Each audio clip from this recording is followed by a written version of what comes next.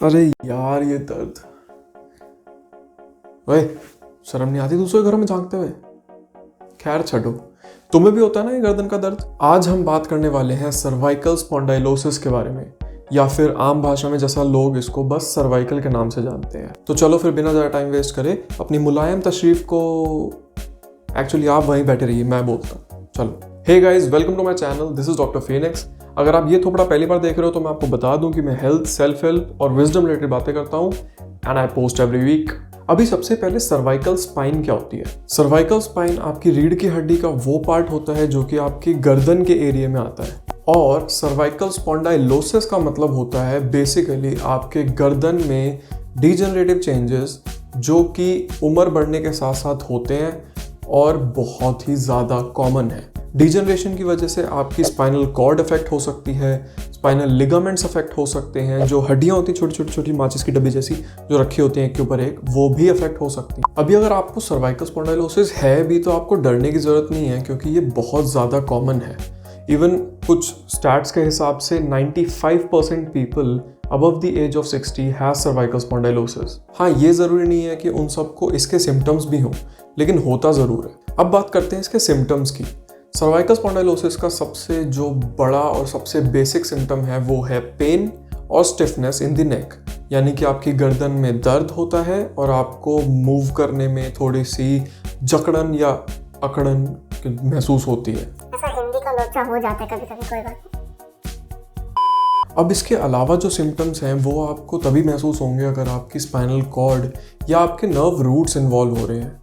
अब spinal cord की हिंदी मेरे को आती नहीं है। नर्व रूट्स का मतलब कि आपकी जो बॉडी की बिजली की तारें हैं उनका जो ओरिजिन होता है आपकी स्पाइनल कॉर्ड के पास। जो सिम्टम्स आते हैं वो होते हैं टिंगलिंग यानी ऐसे सुइयाँ सी चुभती हुई आपको महसूस होती हैं, नमनेस यानी सुनपना, और वीकनेस यानी कमज़ोरी।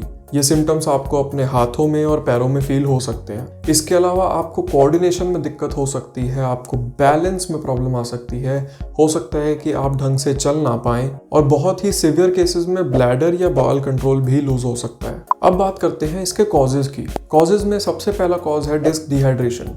40 साल की उम्र के आसपास जब आपकी जवानी जाने लगती है और आपका बुढ़ापा आने लगता है, जो कि शायद कुछ फंबल बोलते हैं इसको। 40 साल की उम्र के बाद जब आपकी जवानी जाने लगती है और बुढ़ापा धीरे धीरे आने लगता है, उस टाइम पे डिस्क में से वाटर कंटेंट कम होने लगता है। अब जो डिस्क होती हैं वो दो वर्टिब्रे के बीच में कुशन की तरह काम करती है, तो अगर उसमें से पानी कम हो जाता है तो वो श्रिंक हो जाती है और वर्टिब्रे आपस में घिसने लगते हैं, जिसकी वजह से डिजनरेशन बढ़ जाती है। दूसरा कॉज है डिस्क हर्निएशन, यानी आपकी डिस्क अगर कमज़ोर होकर फट जाए तो उसमें से हर्निएशन हो जाती है, यानी एक गुब्बारा सा ऐसे करके बाहर आता है, और उस केस में वो फिर आपकी स्पाइनल कॉर्ड या नर्व रूट्स पे पिंच कर सकता है। तीसरा होता है बोन स्पर्स। जैसा कि मैंने आपको पहले बताया, जब आपके वर्टिब्रे पास आ जाते हैं तो उसमें फ्रिक्शन बढ़ जाती है। इस केस में हड्डी थोड़ी सी एबनॉर्मली ग्रो करती है और उसकी वजह से हो सकता है कि वो अगेन आपकी स्पाइनल कॉर्ड या नर्व रूट को दबाए। और चौथा कॉज है स्टिफ लिगामेंट्स। अगर आपके स्पाइनल लिगामेंट स्टिफ हो गए हैं तो हो सकता है कि आपकी नेक की जो मोबिलिटी है, यानी जो मूवमेंट आप कर पा रहे हैं अपनी गर्दन से, वो कम हो जाए। यार, बाकी वीडियो देखने से पहले लाइक और सब्सक्राइब तो कर दो, हर बार बोलना पड़ता है, तुमको भूल जाते हो यार तुम। और अब सबसे अमेजिंग पार्ट की बात करते हैं, यानी कि ट्रीटमेंट। सबसे पहली हमारी दिक्कत थी कि हमारी नेक की मोबिलिटी कम हो रही थी, तो हम सबसे पहले वही एक्सरसाइज करेंगे जो कि आपकी नेक की मूवमेंट को इम्प्रूव करती है। एक्सरसाइज नंबर 1 बहुत सिंपल एक्सरसाइज है। आपको बस पहले हाँ बोलना है, फिर मना करना है। बस आपको इसमें यह ध्यान रखना है कि आपको इसमें पूरी रेंज कवर करनी है। यानी जब आप मना करेंगे तो आपको पहले पूरा इधर जाना है, फिर उसके बाद आपको पूरा इस साइड जाना है, फिर आप बीच में आ जाएंगे। और हाँ बोलने के लिए आपको पूरा नीचे की तरफ जाना है, माइक में आपको आवाज़ तेज आ रही होगी, फिर आपको ऐसे ऊपर जाना है। कूल। अब ये ध्यान रखना कि अगर आपको किसी भी मूवमेंट में पेन हो रहा है तो इट्स बेटर कि आप उस साइड थोड़ा सा कम मूव करें। सपोजिंगली आपको अगर लेफ्ट में पेन है तो आप लेफ्ट में बस इतना ही जाइए और राइट साइड पूरा कवर करिए, फिर आपकी धीरे धीरे रेंज इधर भी इंप्रूव होती जाएगी। एंड अगर आपको सिम्टम्स हाथों में भी हैं, अगर आपको हाथों में सुइयाँ चुभती हैं या कमज़ोरी है, तो आपको नेक एक्सटेंशन यानी ऊपर की तरफ आपको नहीं देखना चाहिए। अगर आपको नीचे या ऊपर देखने चक्कर आते हैं तब भी आपको वो मूवमेंट्स नहीं करनी चाहिए।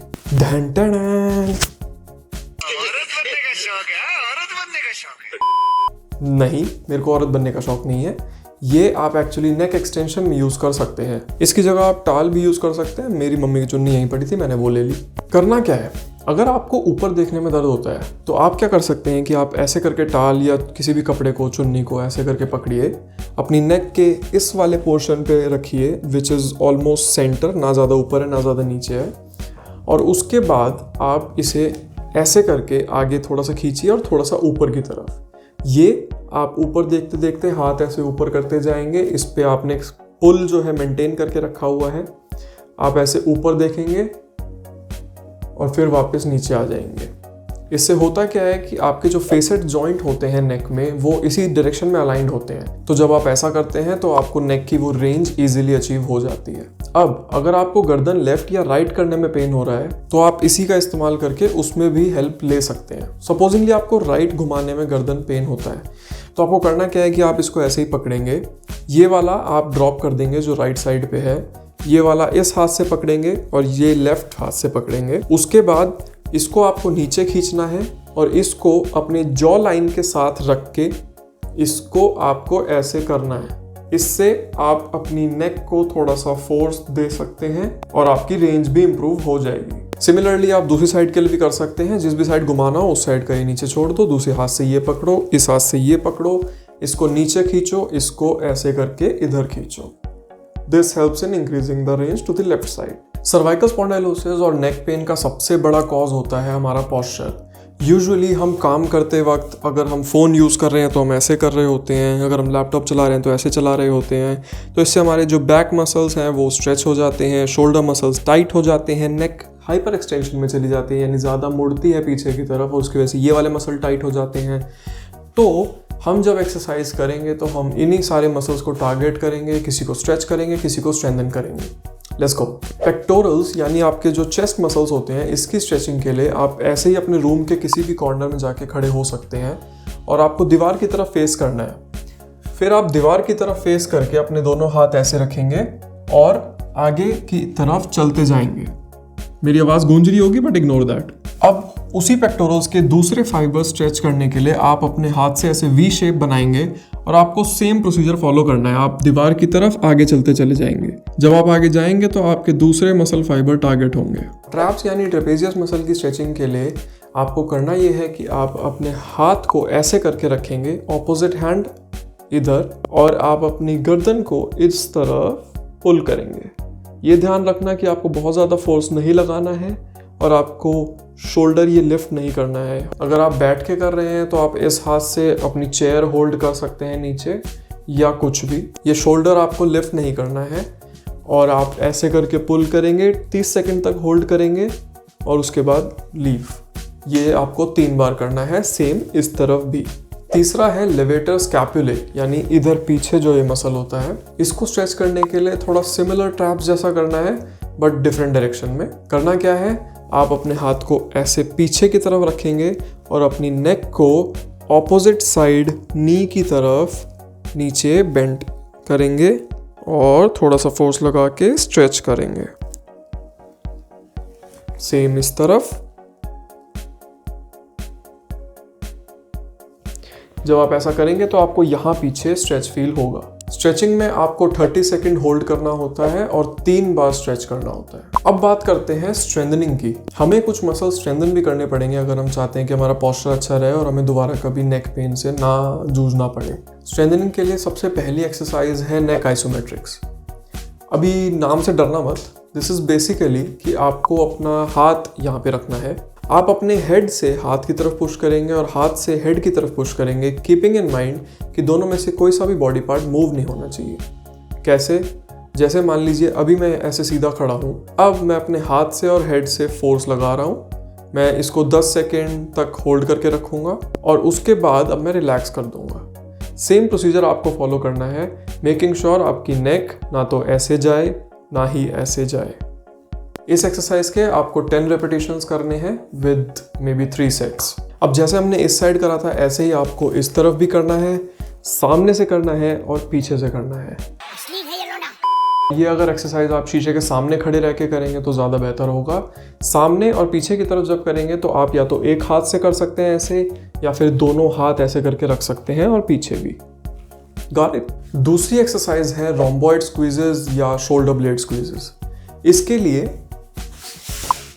आपको अपने शोल्डर ब्लेड्स बैक और डाउन स्क्वीज करने होते हैं। इसको आप 10 सेकंड तक होल्ड करके रखेंगे और उसके बाद आप रिलैक्स कर देंगे। सेम चीज आपको रिपीट करनी है for 10 repetitions and 3 sets. Next exercise is chin tucks. ये स्पेशली उन केसेस में हेल्पफुल है जिन केसेस में रेडिएशन होती है। करनी आपको वैसे भी है, बट रेडिएशन वाले केसेस यानी जब आपको हाथ में फील हो रहे होते हैं सिम्टम्स, उन केसेस में ये बहुत ज़्यादा हेल्पफुल होती है। एक्सरसाइज बहुत सिंपल है। करना आपको ये है कि आप सीधे खड़े रहेंगे। मैं आपको इस तरफ से दिखा देता हूँ, इट विल बी बेटर। आप सीधे खड़े रहेंगे और आपको अपना जो चिन है वो अंदर की तरफ ऐसे टक कर लेना है। इसमें आपको ध्यान ये रखना है कि ये करते वक्त आपकी नेक मूव नहीं होनी चाहिए, यानी कि आपको ये नहीं करना है, ये नहीं करना है, आपको बस ये पीछे लेके जाना है। एज सच आपकी डबल चिन प्रोड्यूस हो जाएगी। जो लोग पतले हैं उनके लिए जस्ट सी इट वंस मोर।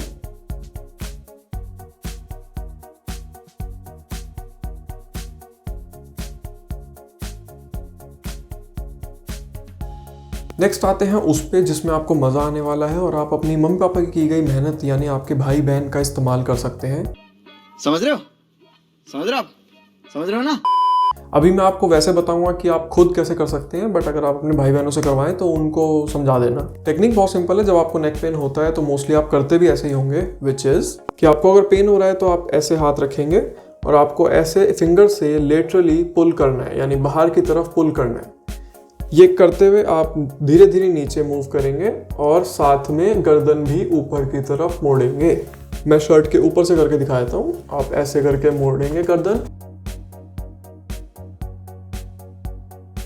धीरे धीरे आप यहाँ से नीचे नीचे नीचे मूव करते जाएंगे और एंड में ये मूवमेंट आएगी। अब एंड में बस मैं इतना ही बोलूँगा कि पॉस्चर हमारा बहुत ज़्यादा इंपॉर्टेंट है नेक पेन के केसेस में, और उसके लिए अर्गोनॉमिक्स बहुत इंपॉर्टेंट है। अर्गोनॉमिक्स मतलब कि आप जिस तरीके से काम करते हैं अपने डेली रूटीन में, और आपके घर में, आपके ऑफिस में आपका फर्नीचर ढंग से सेट है कि नहीं, वो बहुत मैटर करता है। आप शोल्डर सपोर्ट के लिए कुछ स्प्लिंट्स आते हैं, अमेजोन पे मिल जाएंगे आपको, वो ले सकते हैं, जो कि आपके शोल्डर को लैपटॉप पे काम करते हुए ऐसे नहीं होने देते और आप ऐसे सीधे बैठते हैं। And that's a wrap. आज की वीडियो के लिए इतना ही। अगर आपको वीडियो अच्छी लगी हो तो लाइक कर देना, चैनल को सब्सक्राइब कर लो। मैं हर हफ्ते पोस्ट करता हूँ। मुझे आप इंस्टाग्राम पे फॉलो कर सकते हो अगर आपको इन वीडियोस का एक शॉर्टर 1 मिनट वर्जन देखना है तो। मेरा सेल्फ हेल्प कंटेंट के लिए पॉडकास्ट अवेलेबल है, फ्लाई हाई विद फीनिक्स, आपको डिस्क्रिप्शन में लिंक मिल जाएगा। शेयर कर दो वीडियो अगर आपके फैमिली में किसी को ये प्रॉब्लम है तो। कमेंट करके मेरे को बताओ अगर आपको कोई एक्सरसाइज समझने में दिक्कत हुई या इसके अलावा आपको कोई और सिम्टम्स आते हैं तो। और नोटिफिकेशन बेल मत भूला करो, क्योंकि मैं जब पोस्ट करूँगा तो आपको पता चल जाएगा। तो निकल लो।